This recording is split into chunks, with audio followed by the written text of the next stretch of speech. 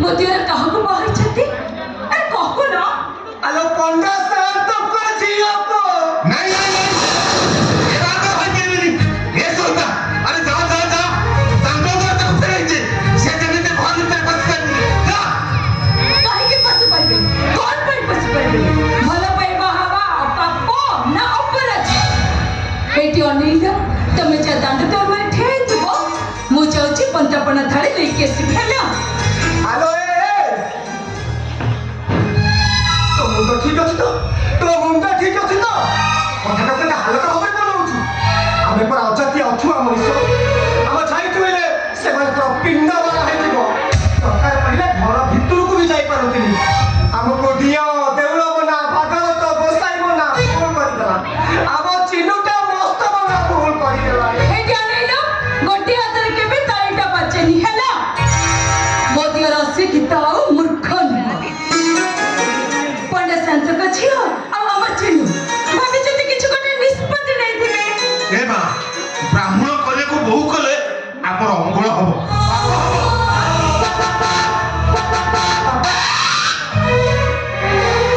बापा आसिलो बापा एबे कॉल करबा तमे मो मुंडा किछि काम ए काई एमती व्यस्त होई पछ कहलो घर रे बहुत आसीबो हम घर रहबो एथरे व्यस्त पर किछि भी नहीं आलो एटी ठे तो मु जाउची बंदापना थाली सज्जन के भेला क्या हबो मो जाति अछुआ छोट जाति हेले भी मो जातिर गोटे नीति नियम आ से नीति नियम को समर्थक मानिया पड़िबो ता भीतर को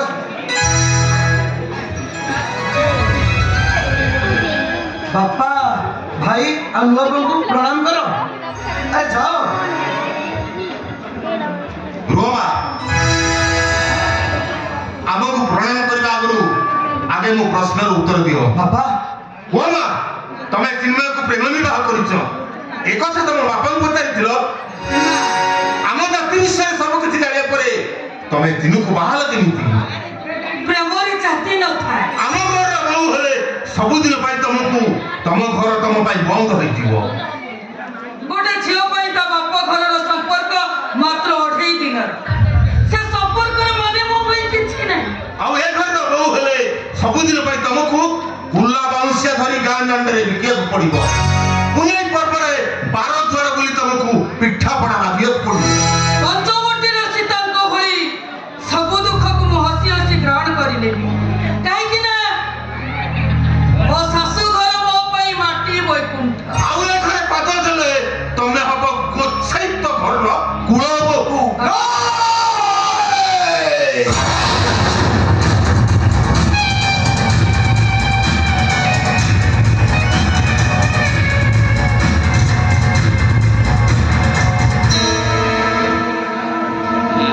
सब बन्ना जो झिओ बोझाई तो घरर बहु हेबो तमे माने एते साहस कलो केबे दिबे मो सरल अनिरिय झिओटा को तमे माने फसाई देला शांति हमको विश्वास करंतु शांति गीता माँ और चिन्नू परस्पर को भला पाइबा हाइछंती बापा गीता माँ को सब कथा पचारिले गीता माँ सब कथा रे राजी अछंती सा से राजी होई गला ना तमे माने ताको राजी कराई देला नहीं नहीं शांति आगे ताको बाध्य करिलु ओय चुप चुप कोनो ठीक होबे बड़ আছে তা জাতি পাতি না পরিচয় যেন বংশ বিকিলে মুঠায় ভাত খাও জমি বাড়ি ঘর দিও যা বিকিলা সব মো পাখরে বন্ধা পড়িছি মো পাখরু তু এতে করজ নেইছু এতে করজ নেইছু মত ছাড় শুদ্ধ সাত জনম পর্যন্ত সজি পারিবনি বুঝেলো বাস বুঝেলি তুমি মনে প্ল্যান করছো না ये बंदा शांत पर श्लोक करिबे ए दुनिया दांडरे छाती पिट्टे कहिबो एई देखो ए बंदा शांत को झोकू आमे आम घरर बहु करि नै आसीछु और तुम अजातीटा छाती होई जिवो और टंका भी दबा को पड़िबनी एई आना ऐसा माटी के आकाश को छुई पारिबनी पोखरी जाई के समुद्र सहित मिसी आमे अजातिया अछुआ सारा जीवन सेमिति अजाति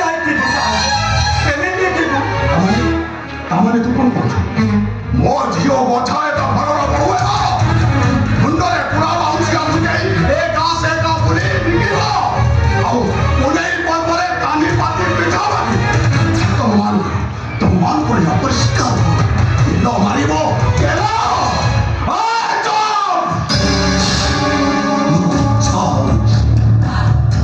ମୋର ଇଚ୍ଛା ହଉଛି ତମମାନଙ୍କ ଉପରେ ପେଟ୍ରୋଲ ଢାଳି ନିଆଁ ଲଗାଇ ଦେବା ପାଇଁ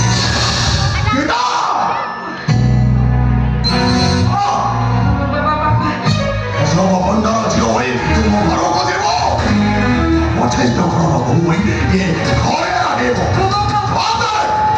ଜବାବ ଦେ ତୁମେ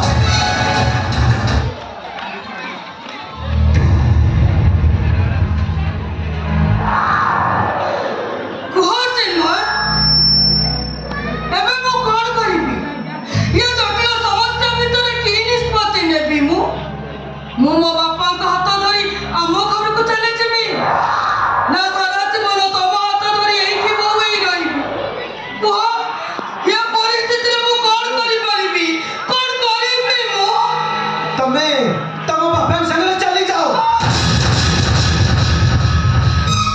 ତାହେଲେ ମୋ ପେଟରେ ବଢୁଥିବା ଏ ଛୁଆ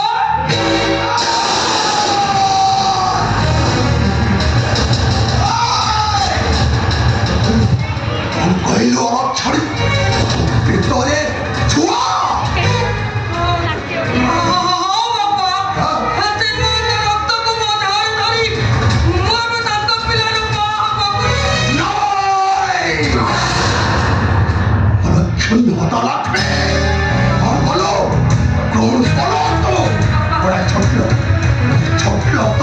রক্তକୁ দূত গর্ভরে ধরি মান সম্মান এই চতুর্থ মাটিরে মিশাই গেল ইয়ে বন্ডা শাসନରେ ମୋ ମୁଣ୍ଡ ଟେକି ଚାଲି ପାରିବି ତ ଛାଡ଼ିବି ମାରୁ ମାରୁ ମାରିବି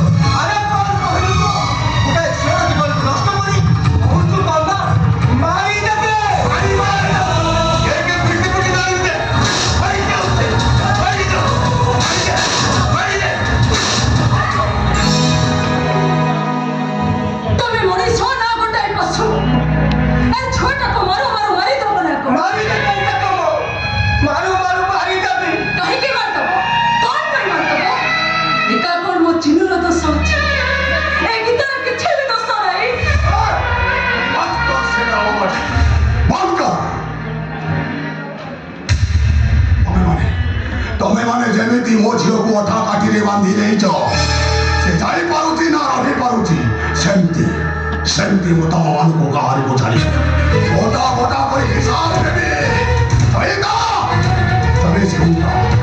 24 ঘন্টা ମୁଁ ତତେ ସମୟ ଦେବି 24 ঘন্টা ଭିତରେ ତୋ ଯଦି ମୋ କରଜ ନ ସଜୁ ତାହେଲେ ଚୁକ୍ତି ଅନୁସାରେ ତମେ ଘଇତା ମାଇପ ଦିଟା ମୋ ବିଲରେ ହଳ କରିବ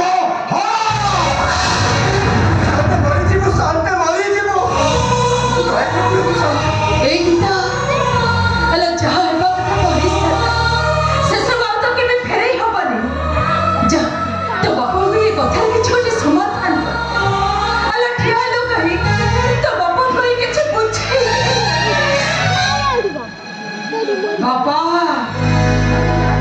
ଏଠି ଯାହା ସବୁ ଘଟଣା ଘଟି ଯାଇଛି ଏଥିରେ ଆମମାନଙ୍କର କିଛି ବି ଭୁଲ ନାହିଁ ଯାହା ହେଇଛି ସବୁ ଭୁଲ ମୁଁ କରିଛି ବାପା ଆପଣଙ୍କର ଯଦି ଦଣ୍ଡ ଦେବାର ଅଛି ତାହେଲେ ସବୁ ଯାକ ଦଣ୍ଡ ମତେ ଦେଇଯିବ ହେଲେ ଆମମାନଙ୍କୁ କ୍ଷମା କରିଦିଅନ୍ତୁ ବାପା କ୍ଷମା କରିଦିଅନ୍ତୁ ଶାନ୍ତେ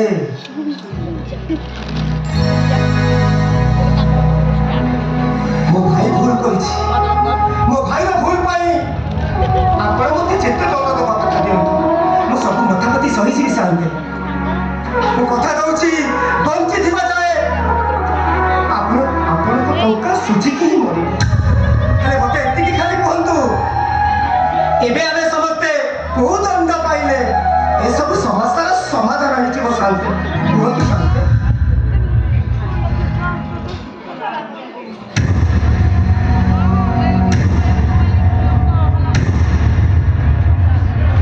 ঠিক ଅଛି ଘଟଣାଟା ଯେତେବେଳେ ଘଟି ଯାଇଛି ଆଉ ତ ଫେରି ଆସିବୁନି।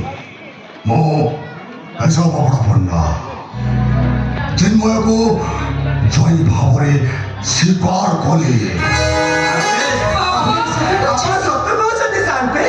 କିନ୍ତୁ ଗୋଟାଏ ସର୍ତ୍ତରେ ଆପଣଙ୍କର ସବୁ ସର୍ତ୍ତ ଆମେ ମାନି ନେବୁ। ଚିନ୍ମୟକୁ ଧର୍ମ ପରିବର୍ତ୍ତନ କରିବାକୁ ପଡ଼ିବ। ନାଇଁ ଶାନ୍ତି ନାଇଁ ଅଛାୟତର ସେ ରଥ ଶର୍ମା ହେବ। ନାଇଁ ଶାନ୍ତି ସେ ମୋ ଘରେ ରହିବ। ନାଇଁ ଦରକାର ପଡ଼ିଲେ ତମ ମାନଙ୍କୁ ସେ ଶୋଧି ହେବ।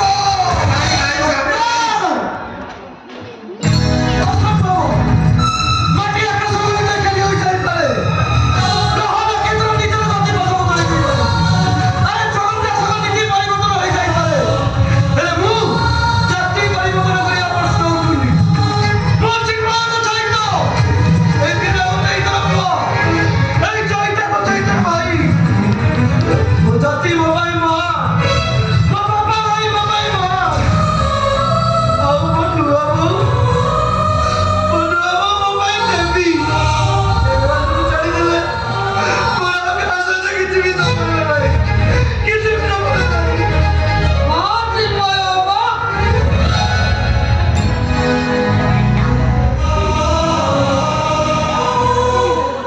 ଏମିତି ସ୍ୱାର୍ଥପର ଭାବରେ ବଦଳି ଯାଇଛ ତମେ।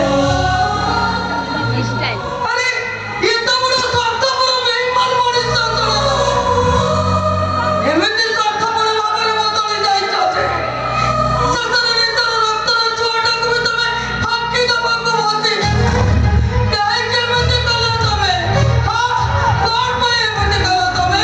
ଗୀତା ପଦ୍ମ ତଳିବା ଲୋଭରେ ବୁଢ଼ୀ ମରିଲା ଭଳି ନଦୀ ଓଡ଼ିଶାରେ ଚିନ୍ମୟକୁ ଛାଡ଼ିଦେଲି। ତାପରେ এই ঝাঁটি মাটি পড়িয়া ମୋ ନୂଆ ବୋଉର ହାତ ପରସରେ ଯୋଉ ଆନନ୍ଦ ଅଛି, ଏଇ ଚାଳ ଛପର ଘର ନଡ଼ିଆ ଚାଞ୍ଚଳରେ ଯୋଉ ନିଦ ଅଛି, ଆରେ ମୋ ଭାଇର ଅଟା ଗାମୁଛାରେ ଯୋଉ ଖୁସି ଅଛି, ତମ ରାଜମହଲ ସାତ ପ୍ରସାଦ କଥା ଛାଡ଼, ଆରେ ସ୍ୱର୍ଗରେ ଖୋଜିଲେ ବି ମିଳିବନି। କିନ୍ତୁ ତମେ ଆରେ ଶୁଣ, ତମ ସହିତ ମୋର ଯିବାର ପ୍ରଶ୍ନ ଉଠୁନି।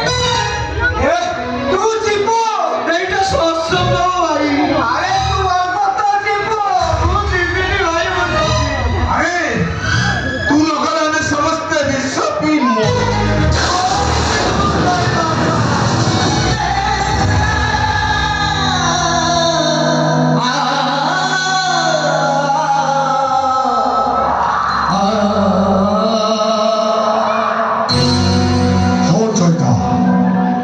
ନିଷ୍ପତ୍ତି ମୁଁ ଶୁଣେଇଦେଲି। ତୁ ଯଦି ତୋ ଭାଇର ମଙ୍ଗଳ ଚାହୁଁ ତାହେଲେ ତୋ ଭାଇଠୁ ତ ସବୁଦିନ ପାଇଁ ଦୂରେଇ ଯା।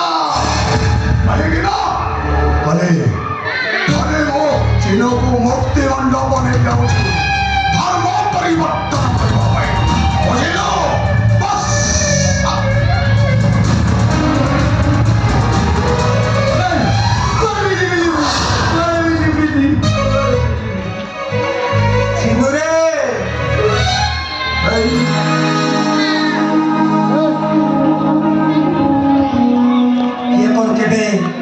ତା ଛାତିର କଲିଜାକୁ ଅଲଗା କରିଦେଇପାରେ ଭାଇ।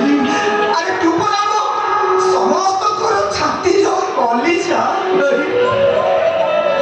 ଭାଗବତରେ ଲେଖା ଅଛି, ନିଜ ନିଜର କର୍ମ ଫଳେ ଯାଚି ମୁଁ ଦେଉଥାଏ ବଳେ। ରାଜା ଦଶରଥଙ୍କର କର୍ମଫଳ ପାଇଁ ପ୍ରଭୁ ରାମଚନ୍ଦ୍ର 14 ବର୍ଷ ବନବାସ ଚାଲିଗଲେ। ନିଜର କର୍ମଫଳ ପାଇଁ ସ୍ୱୟଂ ପ୍ରଭୁ ଶ୍ରୀକୃଷ୍ଣ ଶବର ହାତରେ ମରିଥିଲେ। ନିଜର କର୍ମଦୋଷ ପାଇଁ ନଳରାଜା ଘାସ କାଟିଥିଲେ।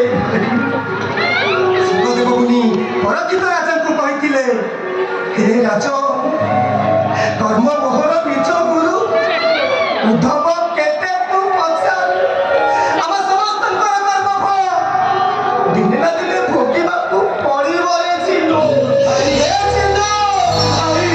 ଆରେ ତୁ କି ପୁଣ୍ୟ କରିଥିଲୁ ଯେ ଏ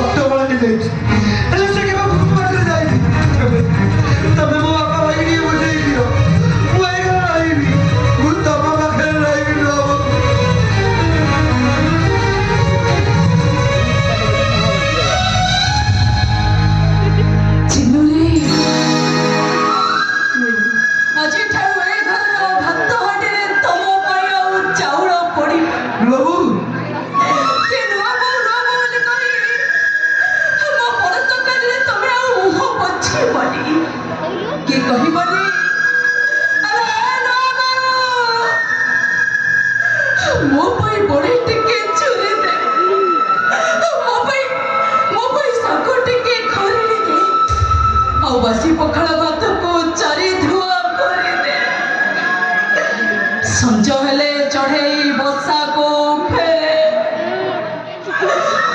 ଗୋଧୂଳି ହେଲେ ଗାଈ ଗୁହାଳକୁ ଫେରେ, ଆଉ ରାତି ହେଲେ ଜହ୍ନ ଆକାଶକୁ ଫେରେ। ହେଲେ ତମେ ଏମିତି ଗୋଟେ ଜାଗାକୁ ଯିବ ଯେ ଆଉ କେବେ ଫେରିବନି, ତମେ ଯୋଉ ନୂଆ ମୋର ପଣତ କାନିରେ ତମେ ଦିନେ ମୁହଁ ପୋଛୁଥିଲ, ସେଇ ନୂଆ ମୋର ପଣତ କାନି ତମ ପାଇଁ ଅଛୁଆ ହେଇଯିବ। ଯୋଉ ନୂଆ ମୋର କୋଳରେ ତମେ ଦିନେ ମଥା ରଖି ଶୋଉଥିଲ, ସେଇ ନୂଆ ମୁଖ ଛୁଇଁଲେ ତମକୁ ମୁଣ୍ଡ ଧୋଇ ଗାଧେଇବା ପାଇଁ ପଡ଼ିବ। ଆଉ ଯୋଉ ଘରେ ତମେ ପଦ ରଖିବ, ପବିତ୍ର ହବା ପାଇଁ ଗଙ୍ଗାରେ ଯାଇ ତମକୁ ସ୍ନାନ କରିବାକୁ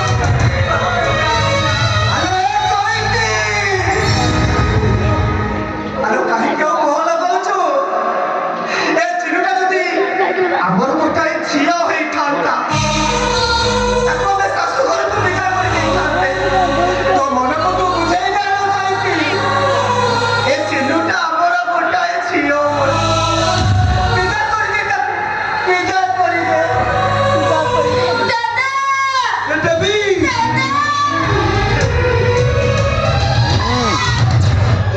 ଦେବୀ हाँ भाई वीडियो बनो जी वीडियो ଦେବୀ